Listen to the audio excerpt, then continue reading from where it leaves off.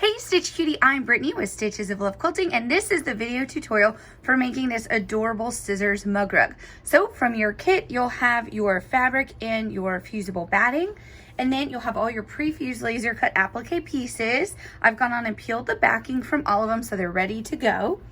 Now the thread colors that we're going to use on this project are all 40 weight rayon sulky threads, and we have white 1001, we have dark brown 1130, we have the turquoise 1095, butterfly gold 0567, true orange 1168, and the beautiful petal pink 1307.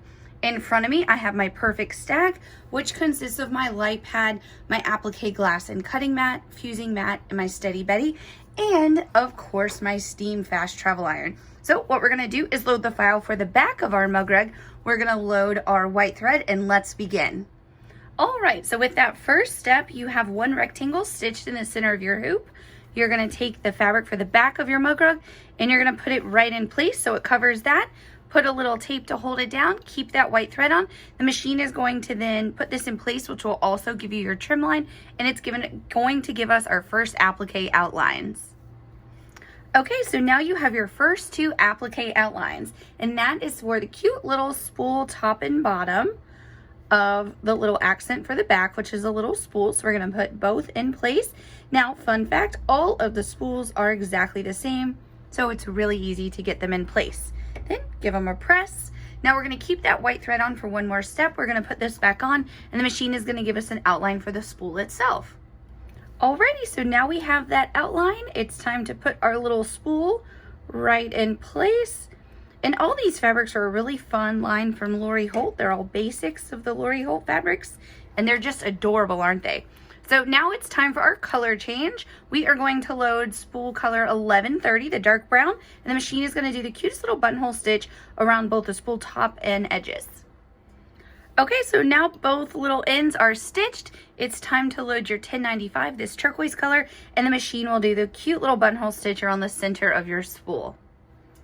Alrighty, now our little spool is done being stitched for the back. You can take this out of the hoop. What you're gonna do now is load your butterfly gold color onto your machine, and we are going to load the file for the front. So you'll rehoop your stabilizer, and let's get started making the front of our scissors. Okay, so now with that first step for the front, we have a rectangle right in the center of our hoop. And what I've done is fused my fusible batting to my remaining piece of yellow fabric. And we're going to put this where it covers all four stitch sides of that line. And we're going to tape it in place, continue with the yellow thread. When we put this on, the machine is going to do a really fun crosshatch quilting, and it's going to give us our first three applique outlines. Alrighty, don't you love this quilting? It feels so good. I love it. So now we have three outlines of our scissors. And what we want to do is make sure we put the right scissor in the right place so that our fabrics and our thread colors are going to match. So if you use your screen, you'll be able to know which direction you have everything oriented. Listen to me. Don't even know what I'm saying. So you make sure you get the right color in the right spot. So I'm going to put my little pink scissor here. Is this not so cute? I just love this. And I love the quilting on it. It really makes me happy. Hope it's making you happy to make it too. Now we're going to put our little turquoise scissors in place right here. Get those right in place. Give it a press. There we go. So easy to put in place. And then finally our little orange pair of scissors right here. Get that right in place.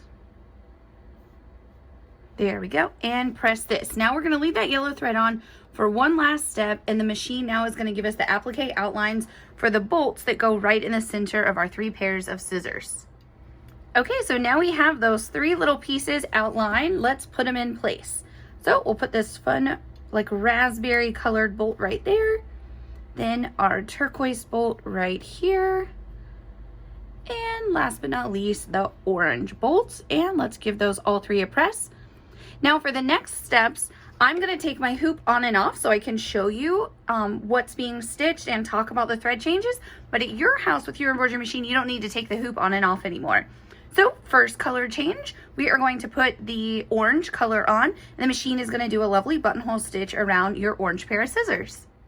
All right, let's take a look at that stitching. Doesn't that look so good? Oh my gosh, I just love it. So now we're going to load our 1095, the turquoise color, and the machine will do the same thing on your middle pair of scissors. OMG, it's so cute. Look at that fun little pair of scissors come to life with stitching. So now we're on our last color change. We're gonna load the pretty pink or petal pink, and the machine is going to finish off your last pair of scissors for you. All right, take a look at those pink scissors, so cute. So now all of your stitching is complete. So it's time to take this out of the hoop, and I do have a few tips for finishing it off. So if you remember our sample, let me move that out of the way. Remember how we had this cute rickrack across the top and the bottom? Well, in your kit you have rickrack. So what you're gonna do is take your piece, it's 1/2 yard. You're just gonna take it and you're gonna cut it right in half. That's gonna give you about 9 inches. And if you remember, your mug rug finishes at 7.5, so you have more than enough. And you're just gonna pick a little spot above and below. And what you can do is simply tape your rickrack in place, and then you're gonna go to your sewing machine and you're gonna just do one quick straight stitch through that. Then you're gonna be ready to trim your mug rug, and you're going to marry it with the back of your mug rug, finish it off with your binding, and you're gonna have a super cute mug rug to use for yourself or give to a special quilty friend. I hope you've enjoyed making this project, and as always, happy stitching.